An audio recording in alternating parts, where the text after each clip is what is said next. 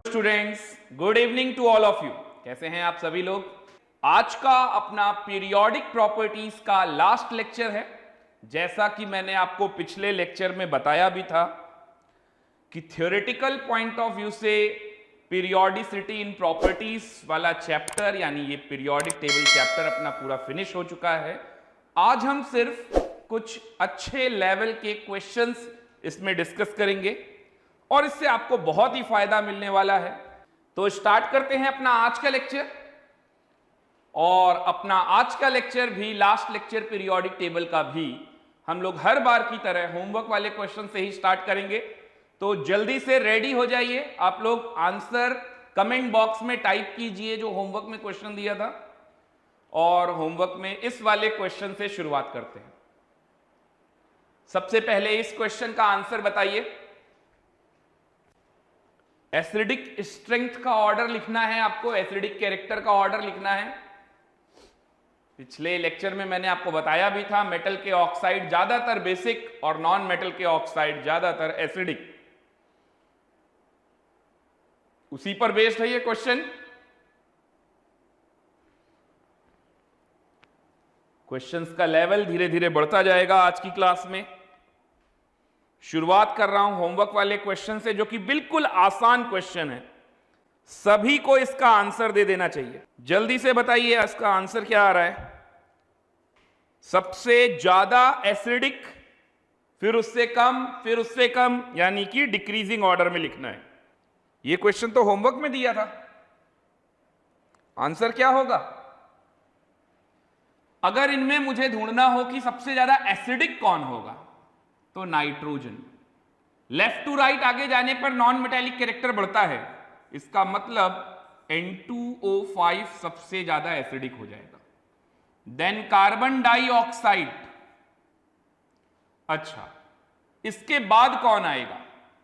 Copper, copper का oxide. इसके बाद ये दोनों भी एल्कली मेटल्स हैं। अब ये दोनों एल्कली मेटल्स हैं, लिथियम, सोडियम। तो जरा सोचिए, डाउन द ग्रुप नीचे जाने पर मेटालिक कैरेक्टर बढ़ता है ना? तो नीचे जाने पर मेटालिक कैरेक्टर बढ़ेगा, यानी बेसिक कैरेक्टर बढ़ेगा।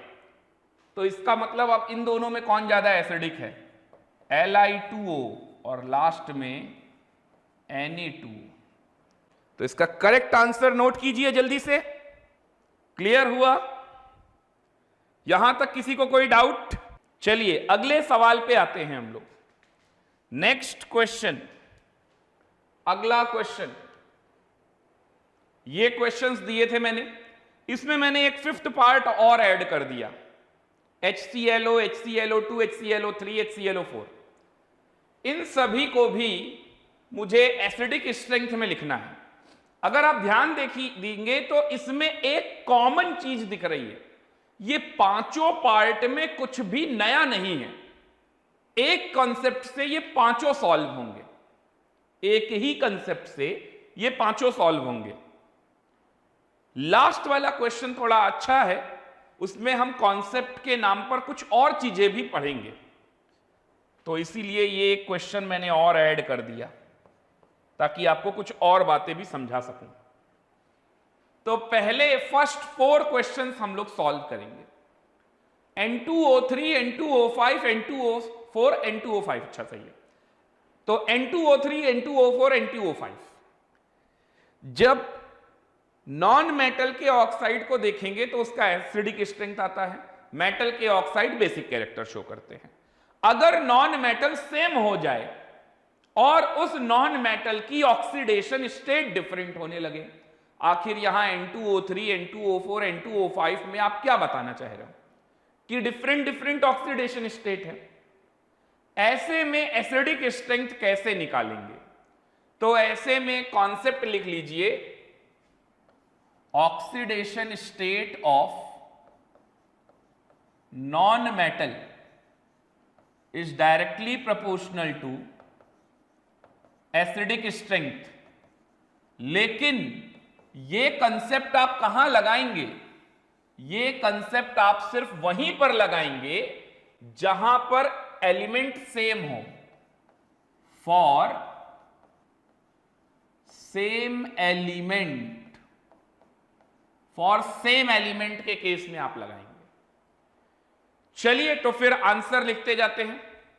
N2O3, N2O4 और N2O5 में जैसे जैसे नॉन मेटल्स आता जाएगा, यानी ऑक्सीजन आता जाएगा, वैसे वैसे इसका चार्ज भी बढ़ता जाएगा।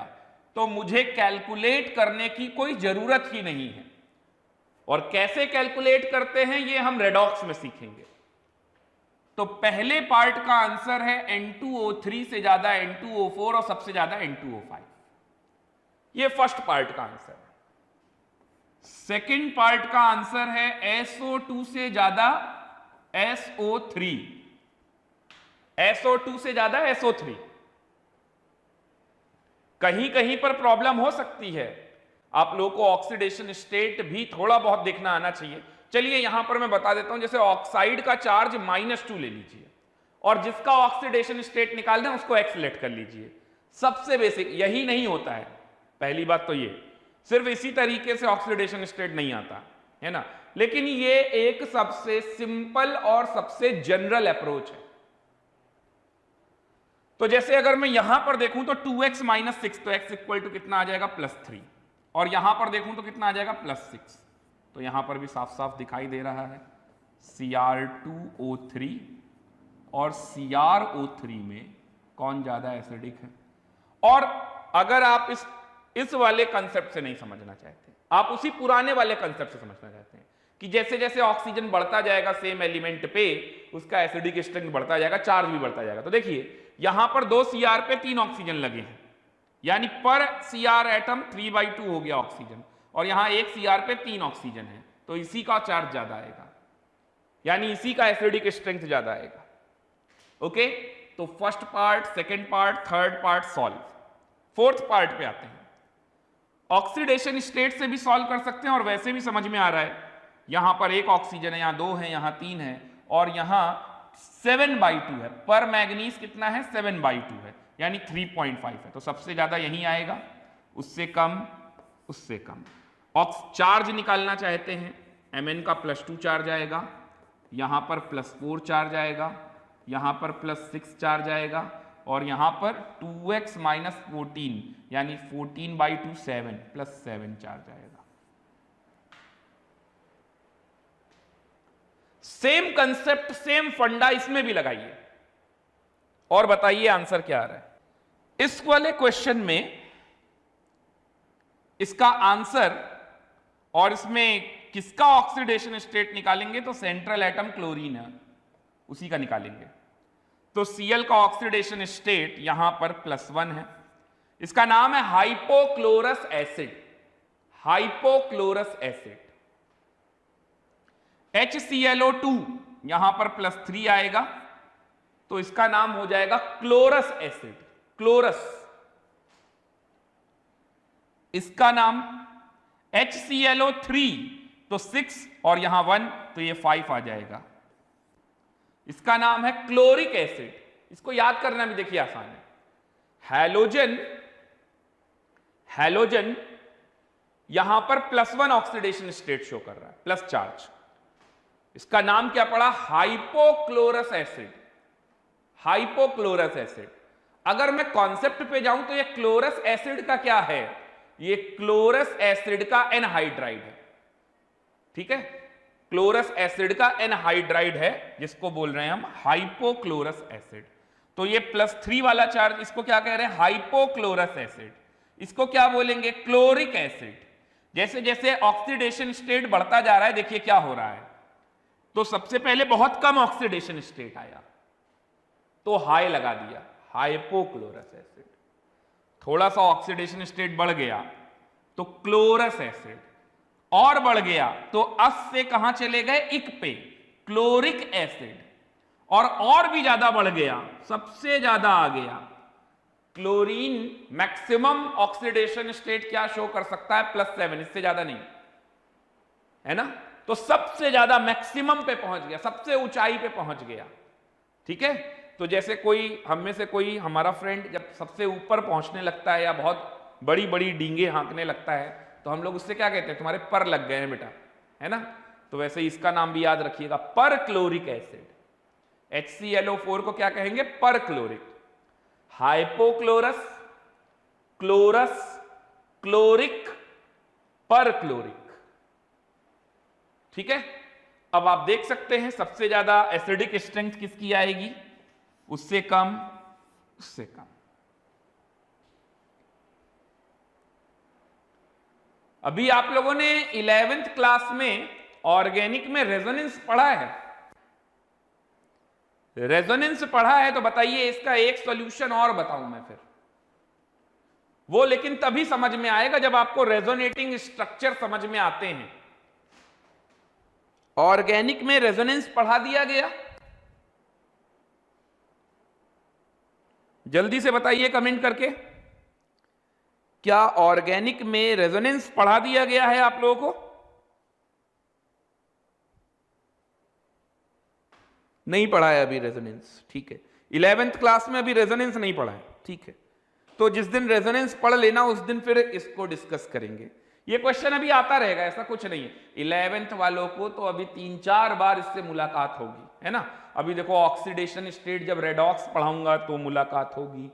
फिर जब आप लोगों को 12th क्लास में इनऑर्गेनिक केमिस्ट्री पढ़ा रहा हूंगा तो वहां पर हैलोजन फैमिली जब पढ़ाऊंगा तो वहां फिर से मुलाकात होगी। ठीक है। तो ये बिल्कुल नहीं सोचिएगा कि ये क्वेश्चन अगर चला गया तो फिर दूसरा सॉल्यूशन नहीं जान पाएंगे। इसका दूसरा सॉल्यूशन भी मैं बताऊंगा आपको, और वो बिल्कुल परफेक्ट आंसर है, वो ज्यादा परफेक्ट है इससे। ये तो शॉर्टकट है, परफेक्ट वो है इस वाले सवाल में। बाकी सब में तो बता ही दिया आपको, इस वाले सवाल में, है ना। तो आप रेजोनेंस पढ़ लीजिए, फिर इसका दूसरा सॉल्यूशन मैं आपको सिखाऊंगा। ओके। तो ये था ऑर्डर ऑफ एसिडिक स्ट्रेंथ। चलिए आगे बढ़ते हैं, फिर अगले सवाल पे आते हैं। अब एक कॉम्प्रिहेंशन अपने को सॉल्व करना है, पैराग्राफ क्वेश्चन है, 1 से लेकर 5 तक। ये 5 क्वेश्चन है। ओके। इसका आप स्क्रीनशॉट रख लीजिए अपने पास। इसमें और कुछ भी नहीं है, लिखने लायक कुछ नहीं है। इसका सिर्फ आप स्क्रीनशॉट रख लीजिए अपने पास, स्क्रीनशॉट होना चाहिए। क्वेश्चन मैं पूरा बता देता हूं आपको, ये कौन सा वाला क्वेश्चन है। ये क्वेश्चन आपको कुछ भी लिखने की जरूरत नहीं, बस आप अपनी डीपीपी ओपन कर लीजिए, उसमें है। और जो यहां पर आप अपने नोट्स में क्वेश्चन, जो इंपॉर्टेंट डेटा और क्वेश्चन है वो लिखते जाइएगा। ठीक है। तो ये हेस लॉ एंथैल्पी के बारे में बताया जो जा रहा है, ये आपको पढ़ाया जाएगा, लेकिन ये आपको थर्मोकेमिस्ट्री एंड थर्मोडायनेमिक्स वाले चैप्टर में पढ़ाया जाएगा कि हेस लॉ क्या होता है और उससे एंथैल्पी चेंज कैसे निकालते हैं। बट यहां पर जो क्वेश्चन लिया गया है उसका सीधा सीधा डायरेक्ट लिंक, उसका डायरेक्ट लिंक पीरियोडिक प्रॉपर्टीज से है। तो थर्मोकेमिस्ट्री इतना ज्यादा नहीं यूज हो रहा है, कुछ कुछ चीजें हैं, वो मैं बीच में 1-2 पॉइंट आपको बता दूंगा तो आपको समझ में आ जाएगा। ओके। बट ये क्वेश्चन बहुत अच्छा है, इसलिए हम इसको पीरियोडिक टेबल में ही पढ़ते हुए करेंगे। तो ये क्वेश्चन ये डायग्राम वाला है, ये डायग्राम का मैंने जिक्र भी किया था पिछली क्लास में। अब देखिए आप लोग सभी लोग ये डायग्राम पे फोकस करना है और डायग्राम की ये वैल्यूज, ये जो मार्क की गई वैल्यूज हैं, इन पे वैल्यूज पे फोकस करना है, क्योंकि इसी से हमारा क्वेश्चन सॉल्व होगा। बहुत अच्छा क्वेश्चन है, बहुत ही बेहतरीन क्वेश्चन है। मतलब पीरियोडिक टेबल में सबसे अच्छा सवाल, सबसे भेजा पकाऊ सवाल, इसी को मैं बोलूंगा। ओके। तो चलिए देखते हैं इस वाले कॉम्प्रिहेंशन पे, इस पैसेज पे। ये शुरुआत में ये जो बनाया गया ये क्या है? ये एक्चुअल में इसका कुछ नहीं, ये ए से बी, बी से सी, सी से डी जाने का बताया जा रहा है कि हेस लॉ के बारे में थोड़ा सा बताया गया है। तो एक्चुअल में हेस लॉ ये कहता है कि अगर किसी सिस्टम में इनिशियल स्टेज और फाइनल स्टेज पे ध्यान दें, है ना, तो इनिशियल स्टेज ये हो गई और फाइनल स्टेज ये हो गई। तो इनिशियल और फाइनल स्टेज में जो एंथैल्पी चेंज होता है, चाहे वो एक स्टेप में करो या उसी इनिशियल और फाइनल स्टेप को कंप्लीट करने के लिए मल्टीपल स्टेप में करो, ठीक है, रिजल्टेंट सेम होता है, एंथैल्पी चेंज सेम होता है। यानी कि यहां का जो डेल्टा एच होगा यहां का जो डेल्टा एच होगा, ये डेल्टा एच किसके बराबर होगा? Delta H of A B, delta H of B C, delta H of C C के बराबर होगा। इसी को हेस लॉ कहते हैं। ये मैं और भी डिटेल में पढ़ाऊंगा आप लोगों को थर्मोकेमिस्ट्री में, ठीक है। अभी आप सिर्फ इस वाले डायग्राम पे फोकस कीजिए। यहां पर कौन कौन सी बातें लिखी गई हैं, कहां पर सॉलिड लिखा गया है, कहां पर गैस लिखा गया है, कहां पर पॉजिटिव चार्ज है, कहां पर नेगेटिव चार्ज है, ये सारी चीजें। चलिए मैं आपको सिखाता हूं कैसे क्वेश्चन सॉल्व करते हैं। तो ये कुछ पार्ट दिए गए हैं अपने को सॉल्व करने के लिए। First, second, third, fourth, fifth, 5 part दिए गए हैं, ये अपने को सॉल्व करने हैं। पहला पार्ट थोड़ा सा ट्रिकी है और मैं नहीं चाहता आप लोगों का मॉरल डाउन करना, आप लोगों का कॉन्फिडेंस लेवल डाउन करना। तो हम लोग स्टार्ट करेंगे सेकंड पार्ट से। सेकंड पार्ट में आपको समझ में आएगा। अब जो जो कंसेप्ट मैं आपको बताता जा रहा हूं उनको ध्यान से सुनिएगा। सेकंड पार्ट में हमसे पूछा गया है delta H of hydration energy of Al3+ gaseous ion. मैंने आपको हाइड्रेशन रेडियाई वाला टॉपिक पढ़ाया था, तो ये हाइड्रेशन एनर्जी पूछ रहा है। तो देखिए हाइड्रेशन एनर्जी का मतलब क्या होता है। चलिए हाइड्रेशन एनर्जी का मतलब मैं आपको बता दूं, आंसर बाद में टैली करेंगे, पहले इसको सॉल्व करते हैं। तो हाइड्रेशन एनर्जी का मतलब है Al3+ गैसियस आयन से हमें जाना है, इसका हाइड्रेशन करा देंगे तो क्या बन जाएगा? Al3+ aqueous. Al3+ gaseous ion से हमें जाना है Al3+ एक्वस की तरफ। तो जरा आप पीछे वाले चार्ट में देखिए कि Al3+ गैसियस से एक्वस जाने में कितनी एनर्जी लग रही होगी। तो ऐसा कुछ ढूंढिए जहां पर सिर्फ Al3+ गैस और Al3+ एक्वस का डेटा मिल जाए। तो देखिए Al3+ गैस ये रहा, Al3+ एक्वस ये रहा, और बगल में 3Cl- एक्वस और 3Cl- एक्वस। यही हम चाहते थे कि ये वाला पार्ट सेम हो, अदरवाइज इसकी भी एनर्जी जुड़ जाती। ध्यान से समझिएगा, थोड़ा डिफिकल्ट है 11th पॉइंट ऑफ व्यू से, बट आपको सारी बातें समझ में आएंगी। मैं एक एक स्टेप आपको समझाते हुए चल रहा हूं। हाइड्रेशन का मतलब है किसी को गैसियस फेज से एक्वस सॉल्यूशन में कन्वर्ट कराना, उसमें कितनी एनर्जी लगेगी। तो देखिए अगर आप किसी गैसियस मॉलिक्यूल को एक्वस सॉल्यूशन में कन्वर्ट कराएंगे यानी हाइड्रेशन कराएंगे, तो हाइड्रेशन में एनर्जी क्या होगी? रिलीज। अब Al3+ गैस से Al3+ एक्वस, तो इसके आगे देखिए ये वैल्यू कौन सी दी गई है? 90। और ये वैल्यू कौन सी दी गई है? इसके सामने 50 वैल्यूज पे ध्यान दीजिएगा, 90 और 50। सही है ना? सही देख रहा हूं मैं? 90 और 50 कितने का डिफरेंस आया? ये 90 और 50 में कितने का डिफरेंस आया? यानी मैं यहां से यहां के बीच की बात कर रहा हूं। तो ये वाला 90 दिया हुआ है और ये वाला हमें डेटा 50 दिया है, तो ये 40 का डिफरेंस आया। एनर्जी रिलीज की वजह से आंसर हो गया -40। तो सेकंड पार्ट का हमारा आंसर है, सेकंड पार्ट का हमारा आंसर क्या हो जाएगा? सेकंड पार्ट का, ये सेकंड पार्ट का आंसर हो जाएगा -40। पहले एक बार सॉल्व करते हैं, फिर हम लोग चेक करेंगे। कुछ समझ में आया आपको?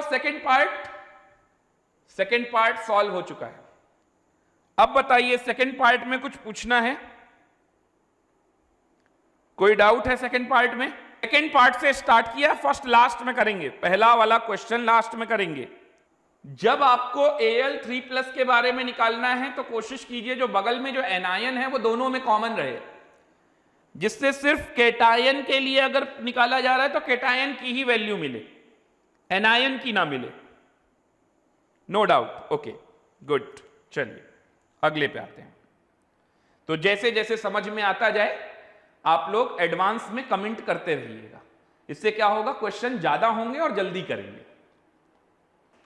नेक्स्ट निकालना है, अगला पार्ट है थर्ड पार्ट, डेल्टा HF, यानी कि इसे बोलते हैं heat of formation. Heat of formation 11th class के बच्चों के साथ थोड़ा सा इनजस्टिस मैं कर रहा हूं, बिना थर्मोकेमिस्ट्री पढ़ाए कुछ कुछ कंसेप्ट तो लग ही रहे हैं, ऑब्वियस सी बात है लगेंगे, बट ये क्वेश्चन ज्यादा पीरियोडिक टेबल का है और इसमें थोड़े बहुत कंसेप्ट लग रहे हैं थर्मोकेमिस्ट्री के, और जहां पर जो भी कंसेप्ट लग रहा है उसके बारे में मैं आपको बता दे रहा हूं। अभी आपने उसके बारे में कुछ नहीं सुना तो अभी आप लिख लीजिए, ठीक है। जैसे मैंने आपको बताया हाइड्रेशन एनर्जी क्या होती है, तो गैसियस फेज से एक्वस सॉल्यूशन में ले जाने में जो एनर्जी रिलीज होगी उसे हम क्या कहते हैं, हाइड्रेशन एनर्जी कहते हैं। ऐसे ही मैं जितने भी टर्म आते जाएंगे आपको बताता जाऊंगा, बट क्वेश्चन बहुत अच्छा है तो मैं छोड़ना नहीं चाहता इस क्वेश्चन को। चलिए अगले सवाल पे आते हैं। Delta HF of NaCl solid will be, delta HF heat of formation की बात कह रहे हैं। सबसे पहले आप लोग अपनी कॉपी में लिखिए, डेल्टा HF का मतलब होता है heat of formation, enthalpy change of formation, enthalpy change of formation. अब सुनिए मेरी बात, किसी भी सब्सटेंस को जब हम फॉर्म करते हैं, किसी भी सब्सटेंस को जब हम फॉर्म करते हैं तो हम कैसे फॉर्म करते हैं, from its most stable allotropic form of element, from its most stable allotropic form of element. तो सोडियम हमारा एलिमेंट है, तो सोडियम अगर एलिमेंट है, मेटल है, तो उसकी most stable occurring state sodium solid होगी। क्लोरीन हमारा गैस है, तो क्लोरीन अगर गैस है तो उसकी मोस्ट स्टेबल अकरिंग स्टेट क्या होगी, Cl2 गैस। लेकिन यहां पर देखिए, अगर मैंने Cl2 गैस लिखा तो यहां से तो 2 Cl आ जाएंगे और मुझे जरूरत है सिर्फ एक Cl की, तो मुझे यहां लगाना होगा half Cl2। NaCl solid plus half Cl2 gas से मुझे NaCl सॉलिड बनाना है, sodium solid half Cl2 gas से मुझे NaCl सॉलिड बनाना है। इस प्रोसेस में जो भी हीट एनर्जी रिलीज्ड या एब्जॉर्ब होती है उसे हम बोलते हैं हीट ऑफ फॉर्मेशन। यह पूछा जा रहा है, यानी अब मुझे उस चार्ट में यह ढूंढना है कि Na solid half Cl2 gas से NaCl जाना है, Na solid half Cl2 gas से मुझे कहां जाना है, NaCl जाना है। चलिए देखते हैं, Na solid half Cl2 gas, ये देखिए सबसे नीचे ही दिख रहा है, और इससे कहां जाना है, NaCl सॉलिड, ये रहा NaCl सॉलिड, यानी एक ये और एक ये, इनके बीच में कितना गैप आ रहा है देखिए, तो ये 90 है और ये 0 है, तो कितना हुआ 90, कितना हुआ 90, ये 90 आ रहा है कि नहीं आ रहा है, दिख रहा है आपको, NaCl सॉलिड और हाफ Cl2 गैस से मुझे NaCl बनाना है। तो अब ये पूरा कैसे बना होगा वो भी बताता हूं आपको, आप सोच कर देखिए। सबसे पहले ये सॉलिड को हमने क्या किया होगा, सब्लिमेशन एनर्जी दी होगी, तो ये Na सॉलिड किस में गया होगा, Na गैस में, फिर Na गैस का हमने क्या कराया होगा, आयनाइजेशन, आयनाइजेशन कराया होगा, तो Na प्लस बना होगा, Na प्लस गैस। फिर इधर आइए, इधर हाफ Cl2 ये जो दिख रहा है, Cl2 का Cl बॉन्ड तोड़ने में, Cl2 का ये जो Cl बॉन्ड तोड़ने में जो एनर्जी लगती है इसको बोलते हैं बॉन्ड डिसोसिएशन एनर्जी या बॉन्ड एनर्जी। मुझे एक Cl चाहिए तो हाफ Cl2, हाफ Cl2 के लिए Be/2 लगा होगा, half of the bond energy, तो Cl मिल गया। फिर और वो गैसियस फेस में पहले से था, फिर उसमें इलेक्ट्रॉन एफिनिटी लगाई होगी तो वो Cl माइनस बन गया, Na प्लस गैसियस कैटायन तैयार, Cl माइनस गैसियस एनायन तैयार। इन दोनों के मिलने से NaCl सॉलिड बनेगा, उसको बोलते हैं लैटिस एनर्जी। अब आप देखिए इसी Na सॉलिड और Cl2 गैस से हम डायरेक्ट यहां पर जा रहे हैं, और इसके अंदर का प्रोसेस ये है कि पहले ये सॉलिड से गैस में लेके जाओ, फिर आयनाइजेशन एनर्जी लगाओ, यहां पर बॉन्ड एनर्जी बाई 2 करो, फिर उसके बाद इलेक्ट्रॉन एफिनिटी लगाओ। तो अभी अभी मैंने आपको बताया इनिशियल स्टेज से फाइनल स्टेज में जाना है तो आप डायरेक्ट देखो या फिर मल्टीपल स्टेप्स में जाके देखो, रिजल्ट क्या आएगा, सेम आएगा। यही इसीलिए हेस लॉ के ऊपर बेस्ड है ये। तो मुझे यहां से यहां के बीच में कितने का गैप दिख रहा है, 90 का। तो ये हमारा 90 किलो जूल एनर्जी हो गया। तो थर्ड पार्ट का आंसर हो गया 90 किलो जूल पर मोल। कुछ समझ में आया थर्ड पार्ट का आंसर? क्या थर्ड पार्ट का आंसर सभी को समझ में आया? जल्दी से कमेंट कीजिए। 90 प्लस में या माइनस में? हां, ये एक डाउटफुल है। एक्चुअल में जैसा कि मैंने आपको बताया कि इस पूरे प्रोसेस में कहीं कहीं पर हमें एनर्जी देनी हो रही होगी तो वो पॉजिटिव होगी, और कहीं पर एनर्जी रिलीज होगी तो वो नेगेटिव होगी। एक्चुअल में हीट ऑफ फॉर्मेशन पॉजिटिव भी हो सकता है और नेगेटिव भी हो सकता है, यानी ये प्रोसेस एक्सोथर्मिक भी हो सकता है और एंडोथर्मिक भी हो सकता है। ठीक है, एक्सो एंडो कुछ भी हो सकता है। बट मैं जैसा कि आपको बता दूं कि इस पूरे ग्राफ में अगर आप नीचे से ऊपर की तरफ जाएंगे तो वो एनर्जी पॉजिटिव में जाएगी, और जब आप ऊपर से नीचे की तरफ आएंगे तो वो नेगेटिव में जाएगी। ठीक है, इस बात का आइडिया आपको थर्मो में थोड़ा और अच्छे से लग पाएगा। ठीक है, तो हम लोग सॉलिड से Na सॉलिड और हाफ Cl2 गैस, तो देखिए यहां पर तो क्या होगा, सबसे पहले इसको हमें गैस में लेके जाना होगा, एनर्जी देनी पड़ेगी, बॉन्ड तोड़ना होगा, एनर्जी देनी पड़ेगी, और जो हम एनर्जी देंगे वो पॉजिटिव में होगा। फिर उसको आयनाइज करेंगे, एनर्जी देनी पड़ेगी। फिर इस वाले में इलेक्ट्रॉन एफिनिटी जब लगेगा तब सिर्फ एनर्जी रिलीज होगी। अभी तक तो हम दे ही रहे हैं एनर्जी। ठीक है, और उसके बाद लैटिस एनर्जी की मदद से, अच्छा लैटिस एनर्जी में क्या होगा, इन दोनों से कैटायन और एनायन से सॉलिड बन रहा है तो उसमें भी थोड़ी एनर्जी रिलीज होगी। ठीक है, तो जब एनर्जी रिलीज होगी तो डेल्टा एच नेगेटिव, जब रिक्वायर्ड होगी तो डेल्टा एच पॉजिटिव। इसीलिए हीट ऑफ फॉर्मेशन को पॉजिटिव और नेगेटिव दोनों से रिप्रेजेंट करते हैं। एक्सोथर्मिक भी हो सकता है, एंडोथर्मिक भी हो सकता है। यहां पर्टिकुलरली इस एग्जांपल में पॉजिटिव में जाएगा, इस एग्जांपल में पर्टिकुलरली पॉजिटिव में जाएगा। चलिए दो के आंसर जरा हम कंफर्म भी कर लेते हैं। सेकेंड पार्ट का आंसर आ रहा है -40 और थर्ड पार्ट का आंसर आ रहा है +90। तो दो आंसर तो हमारे वेरीफाई हो गए। अब फोर्थ और फिफ्थ और देखते हैं। चलिए फोर्थ और फिफ्थ, अच्छा इसमें अगर मैं आपको आंसर जैसे दिखा दिया ना तो कोई दिक्कत नहीं है, आप आंसर देखकर भी तभी सॉल्व कर पाओगे जब आपको कंसेप्ट मालूम हो। अदरवाइज आंसर देख के भी कई बार बच्चे नहीं कर पाएंगे। जिसको कंसेप्ट मालूम है वही कर पाएगा, जिसको कंसेप्ट नहीं मालूम है वो नहीं कर पाएगा। चलिए अगले पार्ट पे मैं आता हूं, फोर्थ पार्ट पे आता हूं। फोर्थ पार्ट में देखिए ध्यान से, यहां पर मुझसे पूछा जा रहा है बॉन्ड एनर्जी ऑफ Cl2, यानी कंसेप्ट समझिएगा, Cl वाले बॉन्ड को तोड़ना है। पहले तो ये एनर्जी निकालो, then delta H Eg of Cl-, ये तो आपने अच्छे से पढ़ा है, Cl में एक इलेक्ट्रॉन ऐड करेंगे तो क्या होगा, Cl- जाएगा। फिर ये वाली एनर्जी निकालो और दोनों को ऐड करो, सम करके बताओ कितना आता है। तो चलिए हम लोग देखते हैं, अगर हम Cl2 को तोड़ेंगे तो क्या मिलेगा, 2Cl।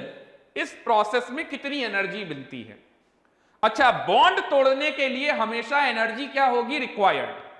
भाई देखो बड़ा बेसिक सा फंडा है, तोड़ना कुछ भी हो, कुछ भी बॉन्ड तोड़ना हो, है ना, हाथ पैर तोड़ने हो, हमेशा क्या चाहिए, एनर्जी हमेशा रिक्वायर्ड ही होगी। तो तोड़ना अगर कुछ भी है तो एनर्जी रिक्वायर्ड, और जब कुछ जुड़ेगा तो एनर्जी हमेशा रिलीज, जुड़ने पर एनर्जी रिलीज होगा। जैसे कैटायन और एनायन अगर आपस में मिल जाएंगे जिससे Na+Cl- से आयनिक सॉलिड NaCl बन जाएगा, तो एनर्जी क्या होगी? रिलीज।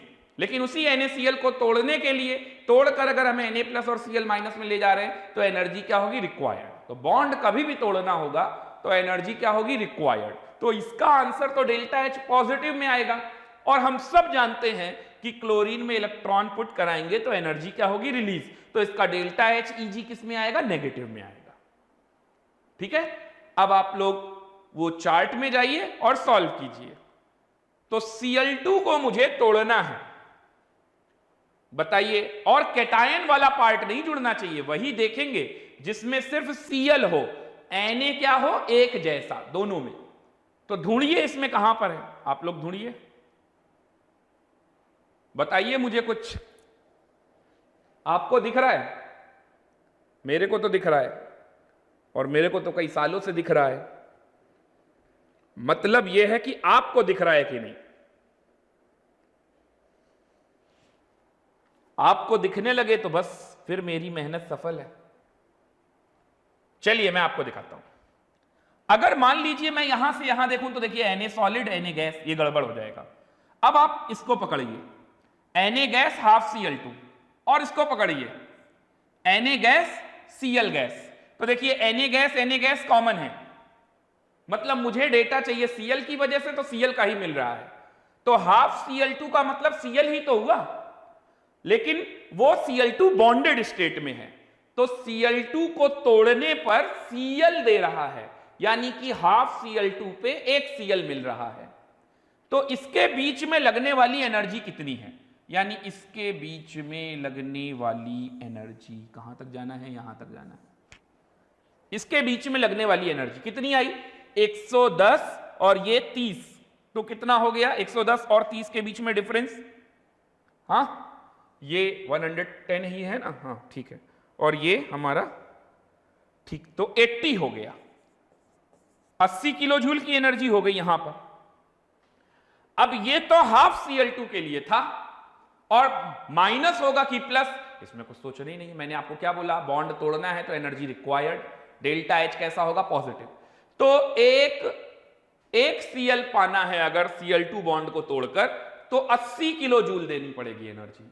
तो अगर 2 Cl पाने हैं, Cl2 को 2 Cl लेके जाना है, तो 180 इंटू 2 160, 160, तो ये हो गया 160। तो इतना लिख लेते हैं पहले। इस वाले के लिए आंसर आ गया, इस वाले का डेल्टा H आ गया प्लस का 160। अब इस वाले के लिए डेल्टा H और निकाल लेते हैं। क्लोरीन का इलेक्ट्रॉन एफिनिटी देखिए, कहीं पर सिर्फ ऐसा होना चाहिए कि Cl गैस से Cl माइनस, Cl गैस से Cl माइनस, और Na वाला टर्म नहीं होना चाहिए। Cl गैस से Cl माइनस, Na वाला टर्म नहीं होना चाहिए, मतलब Na वाला टर्म कॉमन हो जाए। क्या ये वाला हो सकता है? Cl से Cl माइनस, लेकिन Na से Na प्लस है, इसलिए नहीं हो सकता। और देखिए Cl से Cl माइनस, ये देखिए मिल गया, Na gas Cl gas Cl minus, तो ये 110 से कहां पर आ रहे हैं? 60। 110 से 60 कितने का डिफरेंस आया? 50 का, 50 का। तो इसमें एनर्जी कितनी रिलीज हो गई? 50। तो 50 अगर एनर्जी रिलीज हो गई तो देखिए इसका आ गया माइनस का 50, तो प्लस का 160 और माइनस का 50, तो अपना नेट रिजल्टेंट आंसर हो गया 110 पॉजिटिव में, प्लस 110, प्लस 110, आंसर मैच कर लेते हैं। जी हां बिल्कुल सही, प्लस 110। ठीक है, अपना सेकेंड, थर्ड, फोर्थ मैच हो चुका है। अभी बताइए, अभी कोई डाउट? Plus 110 clear, okay. चलिए आगे बढ़ते हैं। अरे सबको समझना है, सबके लिए है ये क्वेश्चन, ऐसा नहीं है कि सिर्फ जेई वाले करेंगे या सिर्फ नीट वाले करेंगे, सभी लोग करेंगे। इंपॉर्टेंट है, जहां जहां पर थर्मोकेमिस्ट्री का फंडा फंस रहा है वहां वहां मैं आपको बताता भी चल रहा हूं, और बहुत सारी बातें आपको पता है। ऐसा आप बिल्कुल मत सोचिए कि आपने एक चैप्टर थर्मोकेमिस्ट्री नहीं पढ़ा है तो आप इसको नहीं सॉल्व कर पाएंगे, आप सब कर पाएंगे। थोड़ा मेरे पे भरोसा रखिए और बहुत ज्यादा अपने आप पर भरोसा रखिए। तो दोनों मिलकर क्वेश्चन का आंसर निकाल लेंगे। क्लियर? ओके, चलिए फिफ्थ पार्ट पे आइए। Delta HEG1 of Al3+। अब ये बताइए डेल्टा HEG1 का क्या मतलब होगा? यानी एक इलेक्ट्रॉन ऐड करना है। Al3+ गैस से मुझे जाना है Al2+। Al3+ गैस से मुझे जाना है Al2+ गैस में। अच्छा, ये गैस ही रहना चाहिए, ये भी ध्यान रखिएगा। तो एक इलेक्ट्रॉन ऐड कराया होगा, तो ऐसे में जो डेल्टा H आएगा वो कितना आएगा? ऑब्वियस सी बात है, एनर्जी रिलीज हो रही होगी। Al3+ वैसे तो स्टेबल है, और इसमें अगर एक इलेक्ट्रॉन पुट कराएंगे तो अनस्टेबल हो जाएगा। खैर, डेल्टा HEG देखना है अपने को। Al3+ से Al2+, चलिए देखते हैं। Al3+ से Al2+, दिख रहा है कहीं? ये रहा, पकड़ लिया। Al3+ गैस से Al2+, बगल में 3Cl-, 3Cl-, तो सब सेम है।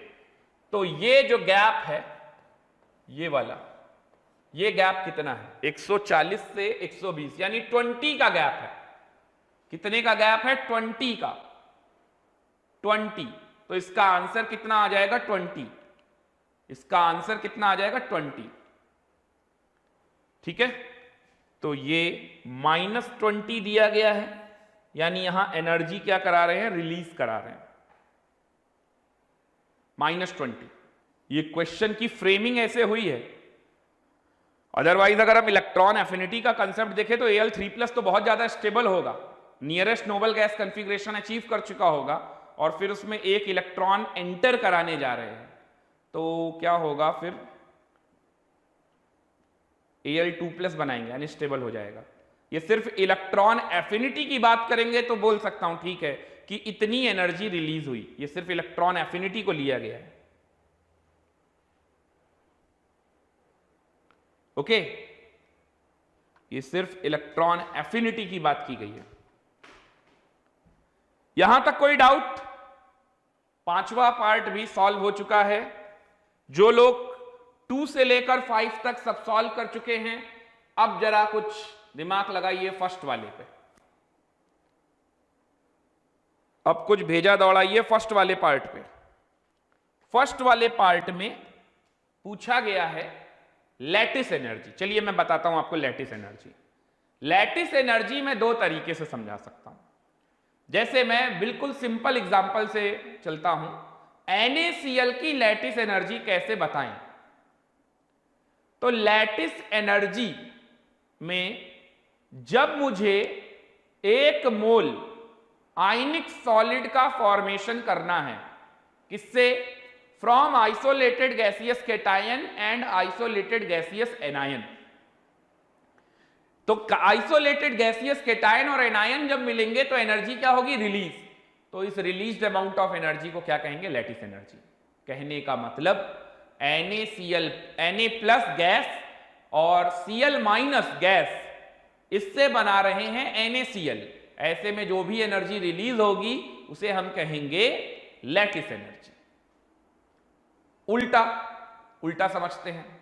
NaCl को Na+ गैस और Cl- गैस में तोड़ने के लिए जितनी एनर्जी की रिक्वायरमेंट है, उस एनर्जी को भी हम क्या कहेंगे? Lattice energy.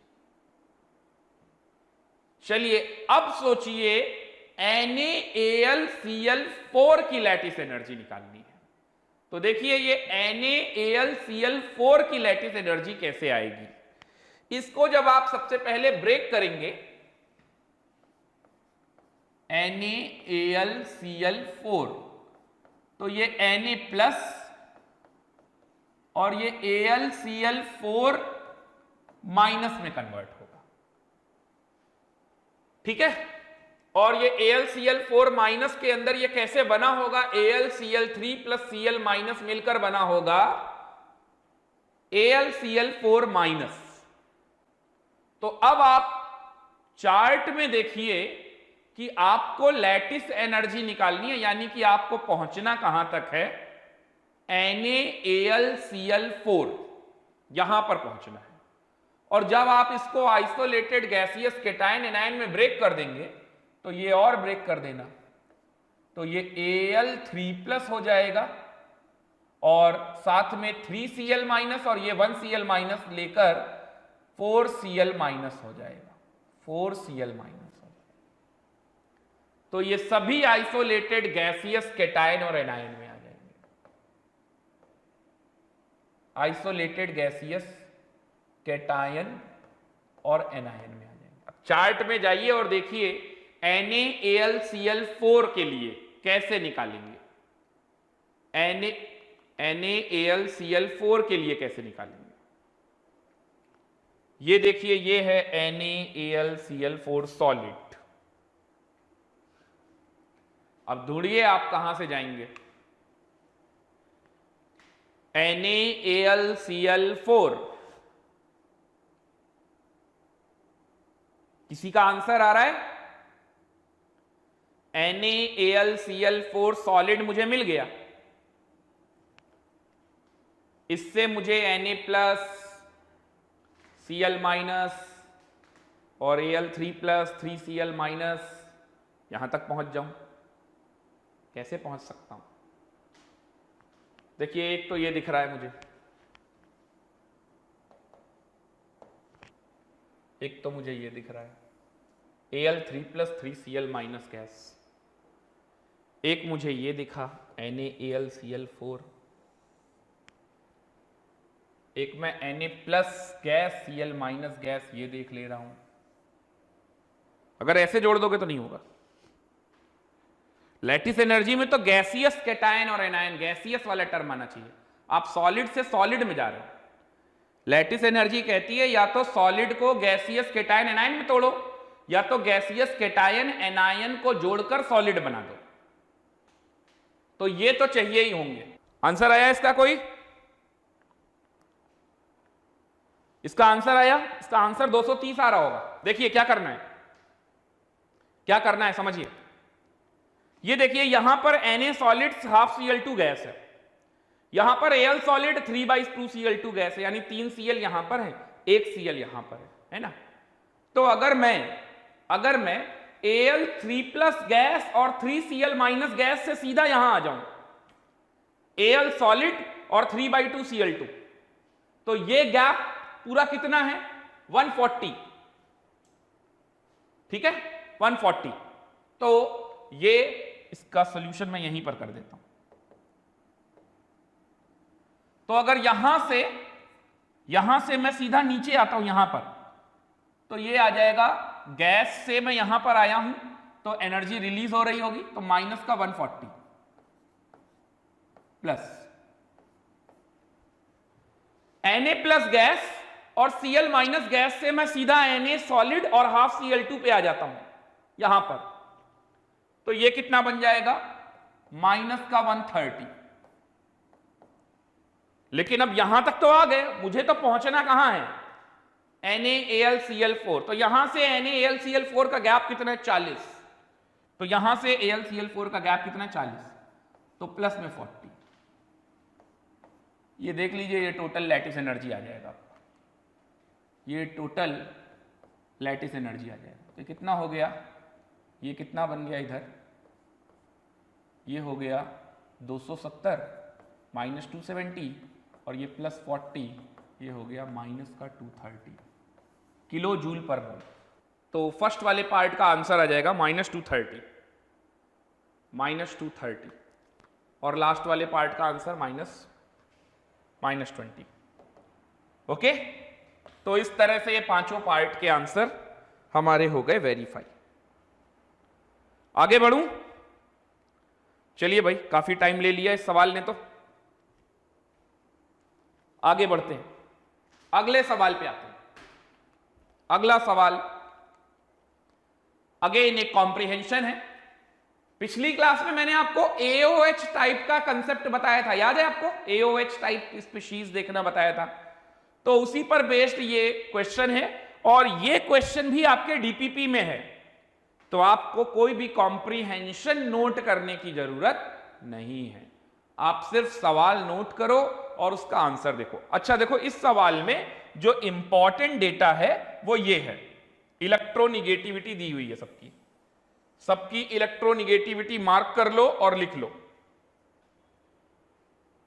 सबकी इलेक्ट्रोनिगेटिविटी मार्क कर लो और लिख लो। ए की इलेक्ट्रोनिगेटिविटी है 1.8, बी की 2.6, सी की है 1.6, ठीक है, और डी की है 2.8। और ये जो ऊपर लिखा हुआ है ये सब बता चुका हूं मैं तुम्हें। जिधर पोलैरिटी ज्यादा होती है वहीं से बॉन्ड टूटता है, एसिड क्या कहलाता है, बेस क्या कहलाता है, सारी बातें बता दी थी। इलेक्ट्रोनिगेटिविटी सिर्फ उठाओ और सवाल पर पहुंचो। ये रहा हमारा क्वेश्चन। तो मैं लिख लेता हूं इलेक्ट्रोनिगेटिविटी। इलेक्ट्रोनिगेटिविटी ए की, बी की, सी की और डी की, यही जरूरी है। तो देखिए electronegativity A B C D 1.8, 2.6, 1.6, 1.8, 2.6, 1.6 और लास्ट क्या था 2.8 होगा, हाँ 2.8। ओके चलिए, compound whose aqueous solution is acidic and order of acidic strength. Acidic कौन है और एसिडिक स्ट्रेंथ, तो चलिए इसी में सॉल्व करते हैं हम लोग। ये AOH है, इसकी इलेक्ट्रोनिगेटिविटी ऑक्सीजन की 3.5 होती है, यहां पर बताया था 1.4 होता है। जब मैंने A लिया है तो ये क्या होगा 1.8, तो 1.8 और 3.5 के बीच का डिफरेंस कितना आया बताइए। 1.8 और 3.5 के बीच का डिफरेंस 0.9, 0.9। यहां पर पोलैरिटी ज्यादा है, यानी कि ये कैसे टूटेगा, AO माइनस और H प्लस, AO माइनस और H प्लस। दिख रहा है आपको पोलैरिटी कहां ज्यादा है, 3.5, ये 2.1 होती है, मालूम है ना आपको। इसका डिफरेंस तो मैंने आपको निकाल के ही दिया था, 1.4 आता है, और इसका डिफरेंस और देख लेना था, ये कितना बनेगा 3.5 माइनस 1.8, 7 है ना, तो 1.7 बन जाएगा। तो पोलैरिटी इधर ज्यादा है, तो ये कैसे टूटेगा, A plus OH minus, polarity इधर ज्यादा है, ये वाला बॉन्ड टूटेगा OH माइनस में। तो ये किसकी तरह काम किया, बेस की तरह काम किया। इसी तरह से BOH, COH, AOH, BOH, COH ऐसे ही निकालते जाइए। तो अब COH और कंपेयर कर लेते हैं, क्योंकि ऑप्शन जो दिए AOH, COH और BOH, DOH के दिए हैं। तो COH यहां पर 1.4 हो गया, C की इलेक्ट्रोनिगेटिविटी कितनी है 1.6 और ये कितना है 3.5, तो 3.5 माइनस 1.6 1.9 आ जाएगा डिफरेंस ये COH में 1.9। तो 1.9 आने का मतलब है ये भी यहीं से टूटेगा, यहीं से टूटेगा, तो ये COH भी कैसा हो जाएगा, बेस की तरह काम करेगा। ये किसकी तरह काम करेगा, बेस की तरह काम करेगा। तो हमसे तो एसिडिक स्ट्रेंथ पूछा गया, इसका मतलब AOH और COH में हमें एसिडिक स्ट्रेंथ नहीं मिलने वाली, ये तो बेस के बारे में बता रहा है। हाँ, इन दोनों में से कौन अच्छा बेस, कौन सा बेकार बेस, ये जरूर निकाल सकते हैं। चलिए अब इधर आते हैं, BOH और DOH में आते हैं। एक पार्ट सॉल्व कर लोगे आपको खुद समझ में आ जाएगा। BOH और DOH में आइए, ये 1.4, ये 3.5 इलेक्ट्रोनिगेटिविटी है और ये 1.4 डिफरेंस है, ध्यान रखिएगा। B की इलेक्ट्रोनिगेटिविटी है 2.6, 2.6, तो ये कितना बन जाएगा 0.9 डिफरेंस। 0.9 बनने का मतलब है ये कैसे टूटेगा, BO माइनस और H प्लस, यानी ये एसिड की तरह बिहेव करेगा। बिल्कुल सही बात है, यहां से टूटेगा। अब D की इलेक्ट्रोनिगेटिविटी है 2.8, D की इलेक्ट्रोनिगेटिविटी है 2.8, तो ये डिफरेंस कितना बन जाएगा 0.7। इसका मतलब ये भी यहां से ही टूटेगा और यहां से टूटेगा, तो ये हो जाएगा DO माइनस और H प्लस, यानी ये भी किसकी तरह काम करेगा, एसिड। तो एसिड वाले ये हैं BOH और DOH। तो 50-50 ऑप्शन लाइफलाइन हम यूज कर लेते हैं, ये दोनों हटा देते हैं, AC इन दोनों में ढूंढना है। देखिए ये भी एसिड की तरह काम कर रहा है, ये भी एसिड की तरह काम कर रहा है। इन दोनों में से अच्छा एसिड कौन है, जो जल्दी से ये वाला बॉन्ड तोड़ दे, जल्दी से ये वाला बॉन्ड तब टूटेगा जब इधर की पोलैरिटी कम और इधर की ज्यादा होगी, यानी कि ये वाला DOH वाला, इधर की पोलैरिटी कम है, इधर की पोलैरिटी ज्यादा है, तो यहां से टूट जाएगा। तो ये DOH is more acidic then BOH। Acidic strength निकालना था ना, देखिए DOH is more acidic then BOH। पहले का आंसर है बी। क्लियर हुआ सभी को? देख लीजिए, पहले वाले का आंसर आ रहा है बी। BOH और DOH में कौन ज्यादा acidic? DOH is more acidic, DOH is more acidic.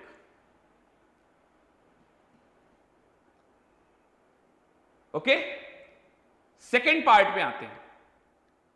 Second part में पूछ रहा है बेसिक स्ट्रेंथ। अच्छा, वही ऑप्शन है AOH COH, तो बेसिक स्ट्रेंथ के लिए हम यहीं पे चले आते हैं, इन्हीं दोनों में चेक कर लेते हैं। ये दोनों बेस हैं, ये दोनों बेस हैं, क्योंकि ये यहां से टूट रहा है। कौन सा अच्छा बेस है बताइए, कौन सा अच्छा बेस है इन दोनों में से? ये COH वाला। क्यों? इधर पोलैरिटी ज्यादा है तो यहीं से टूटेगा, यहीं से टूटेगा तो C+OH-, तो COH is a good base, तो COH अच्छा बेस है AOH से। तो अगले पार्ट का आंसर यहीं से मिल गया। AOH और COH में COH अच्छा बेस है AOH से, तो पहला आंसर हो गया। ठीक है, यहां तक कोई डाउट? अब देखते जाइए जल्दी से। आप लोग आंसर नहीं कर रहे हैं और ये गलत बात है, आप लोगों को आंसर जरूर करना चाहिए। जल्दी से आंसर बताइए, मैच कर रहा है? चलिए थर्ड पार्ट पे आते हैं। Percentage of ionic character of AB। ये तो सिंपल सा सवाल है, हेनरी स्मिथ इक्वेशन लगाओ, आंसर आ जाएगा। A और B की इलेक्ट्रोनिगेटिविटी क्या थी बताइए?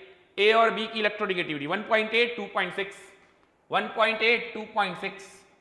तो A की इलेक्ट्रोनिगेटिविटी है 1.8 और B की है 2.6। ठीक है, तो ये डिफरेंस कितना बना जाके? तो 0.8।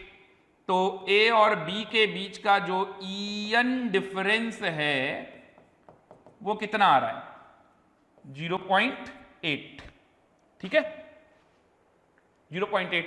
अब फॉर्मूले में वैल्यू पुट कर दो, क्या था? 16XA minus XB 0.8 plus 3.5 XA minus XB का होल स्क्वायर, बस ये लगा दो, आंसर आ जाएगा। इसका आंसर आएगा 15.04%। चेक कर लीजिए जल्दी से। हेनरी स्मिथ इक्वेशन लगवानी है, ठीक है ना? 16XA minus XB plus 3.5XA minus XB का होल स्क्वायर। चलिए अगला सवाल, अच्छा सवाल है। A0/2 atom of X gas are converted into X plus gas by the energy E1. A0/2 atom of X are converted into X minus gas by the energy E2. Hence the ionization potential and electron affinity of X are. Ionization potential का मतलब ionization energy ही लगानी है। Consider A0 is Avogadro number। अच्छा, तो ये A0 का मतलब Avogadro number है, एवोगैड्रो नंबर है। कैसे सॉल्व करे जाए इस क्वेश्चन को बताइए, कैसे सॉल्व करें? आयनाइजेशन एनर्जी और इलेक्ट्रॉन एफिनिटी बताना है। चलिए इस क्वेश्चन को सॉल्व करते हैं हम लोग। देखिए इस सवाल में हमें क्या बताया जा रहा है और क्या फाइंड आउट करना है। कोई X है, उससे हम आयनाइज कर रहे हैं तो X माइनस X प्लस और इलेक्ट्रॉन निकल रहा है।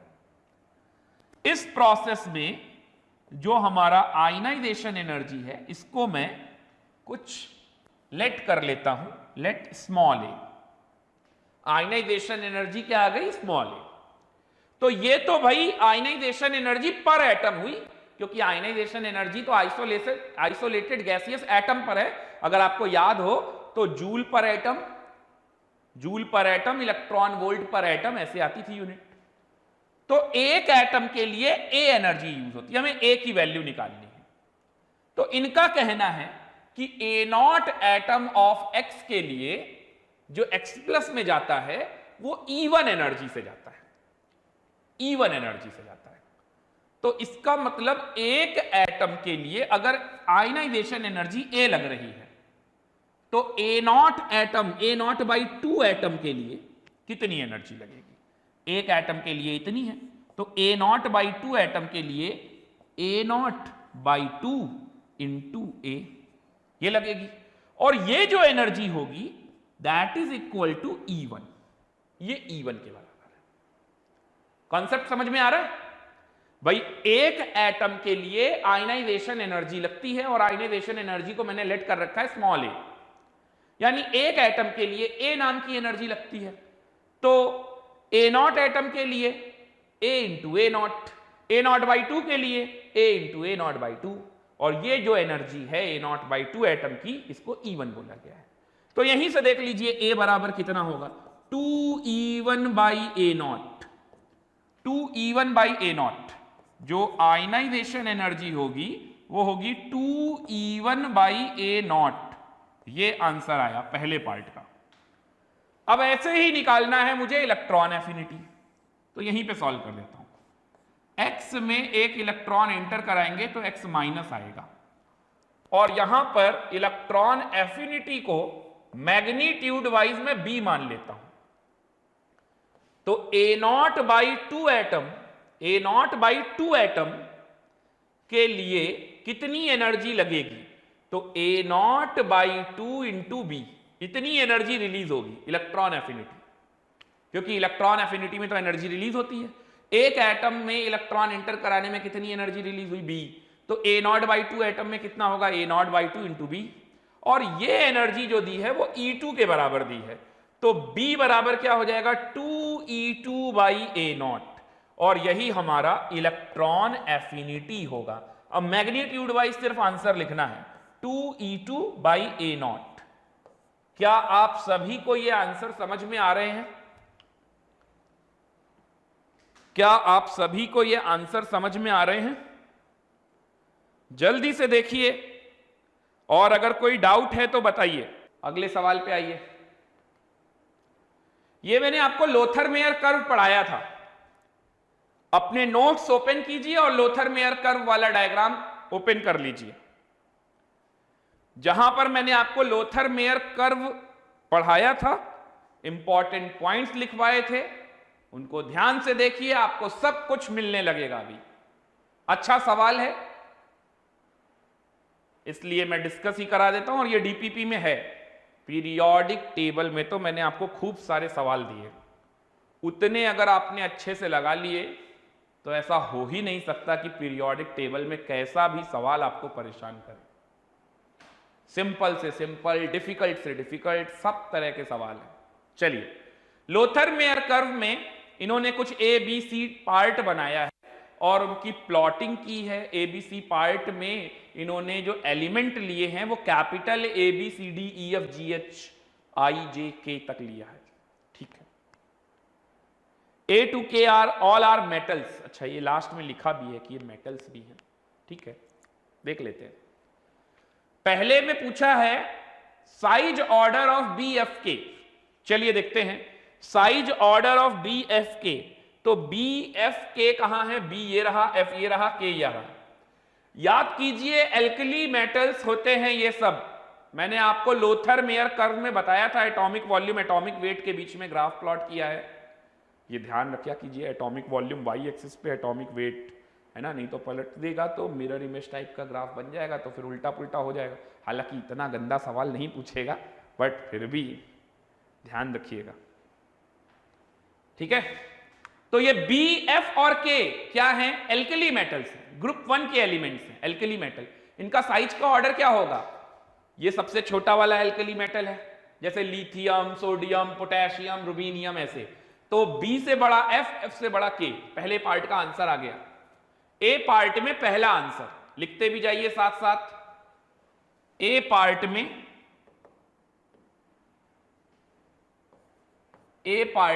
फर्स्ट वाले का आंसर है B से बड़ा F, F से बड़ा K। B से बड़ा F, F से बड़ा K। BCD याद करो, मैंने बोला था आपसे एल्कली मेटल के जस्ट नीचे एल्कलाइन अर्थ मेटल होता है, उसी पीरियड का। और पीरियड में अगर हम आगे बढ़ेंगे तो क्या होता जाएगा, पीरियड में अगर हम आगे बढ़ेंगे तो साइज डिक्रीज होता जाएगा, यानी कि बी का साइज सबसे बड़ा, उससे कम सी, उससे कम डी। ये हमारे जो लास्ट वाले एलिमेंट हैं ए डी आई, ये सब हमारे हैलोजन फैमिली के एलिमेंट हैं। तो आगे जाने पर अलोंग द पीरियड, है ना, जैसे ये लिथियम हो गया, ये वाला लिथियम हो गया, तो ये बेरिलियम हो गया, तो ये फ्लोरीन हो गया। तो पीरियड में आगे जाने पर साइज क्या होता है, डिक्रीज। तो बी सबसे बड़ा, then C, then D, B C D, B C D. Second part का आंसर हो गया बी सबसे बड़ा, देन सी, देन डी। ठीक है। Third answer, third part C E J. C E J कहां, ये एल्कलाइन अर्थ मेटल वाले सीईजे, सीईजे एल्कलाइन अर्थ मेटल। तो इनमें भी बढ़ता जाएगा, सी से बड़ा ई, ई से बड़ा जे, सी से बड़ा ई, सी से बड़ा ई से बड़ा जे। सॉल्व कर लो और आखिरी में इंक्रीजिंग डिक्रीजिंग देख लेना। ए पार्ट तो सॉल्व हुआ, ए पार्ट का आंसर ये है, देख लीजिए और बताइए। कोई डाउट, यहां तक कोई डाउट? चलिए, ionization energy of BFKG, BFKG यानी कि एल्कली मेटल्स ही हैं, सब एल्कली मेटल्स हैं। और ये ग्रुप में ये सबसे छोटा, उसके नीचे जाएंगे ये उससे बड़ा साइज, ये उससे बड़ा साइज, ये उससे बड़ा साइज। तो साइज का ऑर्डर तो आपने लिखा है, तो जिसका साइज सबसे छोटा है उसकी आयनाइजेशन एनर्जी क्या होगी, सबसे ज्यादा होगी। Down the group ionization energy क्या होती है, डिक्रीज। तो बी की सबसे ज्यादा ionization energy BFKG। Second part का आंसर, सेकेंड पार्ट का आंसर, आयनाइजेशन एनर्जी सबसे ज्यादा B, then F, then K, then G। ये क्या है, ऑर्डर ऑफ IE। और ये तीनों क्या थे, ऑर्डर ऑफ साइज। अब आते हैं सी पार्ट में, अब आते हैं हम लोग सी पार्ट में। सी पार्ट देखिए, order of maximum kinetic energy of a photo electron. अच्छा, ये थोड़ा सा फोटो इलेक्ट्रिक इफेक्ट का फंडा ले आया गया। अब सुनिए, ध्यान से सुनिए। फोटो इलेक्ट्रिक इफेक्ट मैं स्ट्रक्चर ऑफ एटम में आपको पढ़ाऊंगा, उससे रिलेटेड यहां पर दिया है, बता देता हूं अभी। किसी भी मेटल शीट से अगर आपको इलेक्ट्रॉन निकालना है, बहुत शॉर्ट में बता रहा हूं photo electric effect, 12th pass out वालों को तो सब पता है। फोटो इलेक्ट्रिक इफेक्ट कराने के लिए सबसे पहले मेटल को आयनाइज करना पड़ेगा। मेटल में जो एटम है, एटम को आयनाइज करेंगे। एटम को आयनाइज करने के लिए जो एनर्जी लगती है उसको बोलते हैं work function. That is directly proportional to ionization energy. Ionization energy का डायरेक्टली प्रोपोर्शनल। जब वो इलेक्ट्रॉन फ्री हो जाएगा, जब वो इलेक्ट्रॉन इसके बाद फ्री हो जाएगा, तो वो इलेक्ट्रॉन एस्केप करेगा, भागेगा v वेलोसिटी से, यानी क्या शो करेगा, kinetic energy. Photo electric effect तभी होता है जब काइनेटिक एनर्जी कुछ ना कुछ बने। अगर काइनेटिक एनर्जी 0 है तो फोटो इलेक्ट्रिक इफेक्ट नहीं होता। स्ट्रक्चर ऑफ एटम में डिटेल में बात करेंगे, फिजिक्स में भी पढ़ाया जाता है फोटो इलेक्ट्रिक इफेक्ट, वैसे ही केमिस्ट्री में भी पढ़ना है फोटो इलेक्ट्रिक इफेक्ट। दोनों का कंसेप्ट बिल्कुल सेम है ना, सब सेम चीजें हैं। तो यहां पर देखिए पूछा जा रहा है maximum order of kinetic energy. तो यार अभी मैंने बताया कि फोटो इलेक्ट्रिक इफेक्ट कराने में 2 पार्ट में एनर्जी खर्च होती है। कौन कौन सी, एक वर्क फंक्शन जो कि आयनाइजेशन एनर्जी के डायरेक्टली प्रोपोर्शनल है, और दूसरा kinetic energy. Kinetic energy maximum किसकी होगी, तो काइनेटिक एनर्जी मैक्सिमम उसी की होगी जिसका वर्क फंक्शन कम हो। और वर्क फंक्शन कम किसका होगा, जिसकी आयनाइजेशन एनर्जी कम हो। तो यानी कि जिसकी आयनाइजेशन एनर्जी कम हुई उसका वर्क फंक्शन भी कम होगा, और वर्क फंक्शन अगर कम होगा तो सेम फ्रीक्वेंसी ऑफ लाइट डाला जा रहा है, यानी एनर्जी सभी को सेम दी जा रही है। तो ऐसे में जिसका वर्क फंक्शन कम होगा उसकी सारी की सारी बची हुई एनर्जी किसे मिल जाएगी, काइनेटिक एनर्जी में। तो अपने को ढूंढना है आयनाइजेशन एनर्जी सबसे कम किसकी है, उसी का वर्क फंक्शन कम, उसकी काइनेटिक एनर्जी मैक्सिमम। तो एलिमेंट है BDFG, BDFG,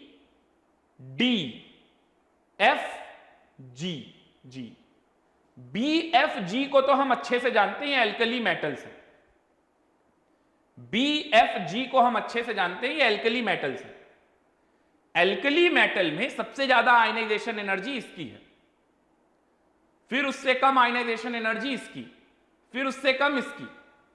अब जरा डी को और ले आते हैं, तो बी और डी में अगर मैं देखूं तो आगे जाने पर आयनाइजेशन एनर्जी बढ़ती है, यानी बी और डी में डी की आयनाइजेशन एनर्जी ज्यादा होगी।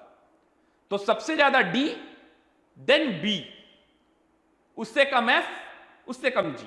तो पहले आयनाइजेशन एनर्जी का हम ऑर्डर लिख लेते हैं।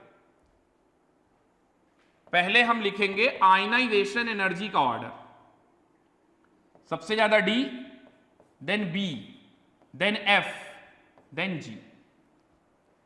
क्योंकि बी एफ जी में साइज बढ़ता जा रहा है, साइज बढ़ेगा तो आयनाइजेशन एनर्जी डिक्रीज होगी। ये आयनाइजेशन एनर्जी का ऑर्डर है। तो यही बी, डी, एफ और जी में सबसे ज्यादा D, then B, then F, then G, ये आयनाइजेशन एनर्जी का ऑर्डर है। तो अगर आयनाइजेशन एनर्जी का ऑर्डर ये है तो वर्क फंक्शन का भी ऑर्डर यही होगा। सबसे ज्यादा work function D, then B, then F, then G. अब जिसका वर्क फंक्शन सबसे ज्यादा होगा उसकी काइनेटिक एनर्जी क्या होगी? सबसे कम। इसका मतलब अगर मैं काइनेटिक एनर्जी का ऑर्डर लिखूं तो सबसे ज्यादा काइनेटिक एनर्जी किसमें मिलेगी? जी में। इसका जस्ट उल्टा, जी एफ बी डी, जी एफ बी डी, ये है इसका आंसर। देख लो भाई जल्दी से, जी एफ बी डी। क्लियर हुआ ये क्वेश्चन? क्या ये क्वेश्चन सभी को क्लियर है? अब देख लीजिए, अब सोचिए लोथर मेयर कर्व पर भी कितना अच्छा सवाल बना है। इसे आप में से कई लोग नहीं पढ़ना चाह रहे होंगे स्टार्टिंग में, क्योंकि ये history of the periodic table में था। देखिए पढ़ लिया तो काम आ रहा है। समझ आया? चलिए अब ये लास्ट क्वेश्चन एक मैं छोड़ दे रहा हूं आपके ऊपर, ये आप सॉल्व कीजिएगा। ये क्वेश्चन भी आपके डीपीपी में है, इस क्वेश्चन को आप सॉल्व कीजिएगा। और इसमें जो सॉल्व करने के लिए जो इंपॉर्टेंट चाहिए अपने को कंसेप्ट, वो मैं आपको पढ़ा चुका हूं। एलिमेंट की first ionization energy, second ionization energy और इलेक्ट्रॉन गेन एंथैल्पी की वैल्यू दी हुई है। पिछली ही क्लास में मैंने आपको बताया था मोस्ट रिएक्टिव मेटल ग्रुप 1 यानी कि एल्कली मेटल्स को बोलते हैं। जैसा कि यहां पर सवाल पूछे गए हैं, पहले मैं वो दिखा देता हूं आपको। डेटा तो ये है, टेबल तो ये तैयार है। सवाल पूछे गए हैं least reactive element, most reactive metal, most reactive non metal, least reactive non metal, ये सब पूछे गए। तो जैसे पहले स्टार्टिंग से बात करते हैं, least reactive element, this is our noble gas. Noble gas कैसे पहचानेंगे? पीछे नोबल गैस क्या होता है? नोबल गैस वो होता है जिसकी फर्स्ट आयनाइजेशन एनर्जी और सेकेंड आयनाइजेशन एनर्जी दोनों ही बहुत हाई हो और इसके साथ साथ उसकी इलेक्ट्रॉन गेन एंथैल्पी पॉजिटिव हो। मिल गया? मिल गया सभी को? इलेक्ट्रॉन गेन एंथैल्पी पॉजिटिव सिर्फ एक ही जगह है, तो इसका आंसर हो जाएगा 5th। ऐसे सॉल्व करना है, समझ गए? फिर देखिए most reactive metal. Most reactive metal कौन होते हैं? Alkali metals. एल्कली मेटल्स क्या होते हैं? एल्कली मेटल्स वो होते हैं जिनमें, एल्कली मेटल्स वो होते हैं जिनकी आयनाइजेशन एनर्जी, अगर आयनाइजेशन एनर्जी की बात की जाए तो फर्स्ट और सेकेंड आयनाइजेशन एनर्जी में बहुत बड़ा गैप होता है। फर्स्ट और सेकेंड आयनाइजेशन एनर्जी में बहुत बड़ा गैप होता है, उन्हें कहते हैं ग्रुप 1 यानी कि एल्कली मेटल। तो ये ग्रुप 1 एल्कली मेटल के होंगे। अब मोस्ट रिएक्टिव बोला है तो बताइए मोस्ट रिएक्टिव तो ग्रुप 1 में भी कौन है? सीजियम। मोस्ट रिएक्टिव मेटल समझ में आ रहा है? देखिए ध्यान से समझिए, ग्रुप 1 यानी एल्कली मेटल से कार्बन फैमिली की तरफ जब चलेंगे आप तो मेटल की रिएक्टिविटी डिक्रीज करेगी, और जब आप नीचे की तरफ जाएंगे top to bottom down the group तो मेटल की रिएक्टिविटी इंक्रीज करेगी। समझ गए? अब नॉन मेटल पे आते हैं। कार्बन फैमिली यानी ग्रुप 14 से लेकर हैलोजन फैमिली यानी कि ग्रुप 17 की तरफ जब आप आगे बढ़ेंगे, 14 से 17, तो नॉन मेटल की रिएक्टिविटी बढ़ेगी, यानी halogens are the most reactive non metal and alkali metals are the most reactive metal. ये बातें आप लिख लीजिए। मोस्ट रिएक्टिव मेटल कौन होता है?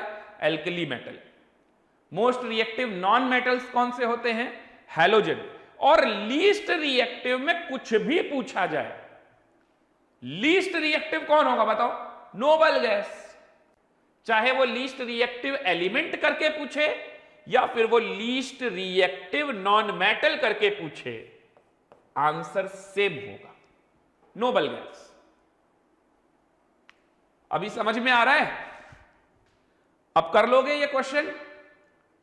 तो इसके 6 पार्ट हैं टोटल, इनको सॉल्व कीजिएगा और अगर किसी पार्ट में कोई डाउट आए तो बताइएगा। इनके आंसर ये हैं, नोट कर लीजिए। हालांकि आप लोगों को डीपीपी में भी आंसर दिया गया होगा, वही आंसर ये भी हैं। आप वहां से देखना चाहे वहां से देख लीजिए, यहां से देखना चाहे यहां से देख लीजिए। तो ये पार्ट सभी सॉल्व कीजिएगा। 1-2 मैंने बता दिए, बाकी के भी ऐसे ही सॉल्व करने हैं। ओके, यहां तक कोई डाउट? किसी को कुछ पूछना है? तो ये आज की डेट में अपना पूरा पीरियोडिक टेबल कंप्लीट होता है, थ्योरेटिकल और कंसेप्चुअल पॉइंट ऑफ व्यू से भी और क्वेश्चन की प्रैक्टिस के पॉइंट ऑफ व्यू से भी। अब आप लोगों को प्रैक्टिस और करनी है, तो अगले टर्न से हम लोग केमिकल बॉन्डिंग शुरुआत करेंगे, केमिकल बॉन्डिंग की शुरुआत करेंगे। तो आज का लेक्चर हम यहीं पे फिनिश करते हैं। तब तक के लिए गुड नाइट, शुभ रात्रि, शब्बा खैर, bye bye to all of you.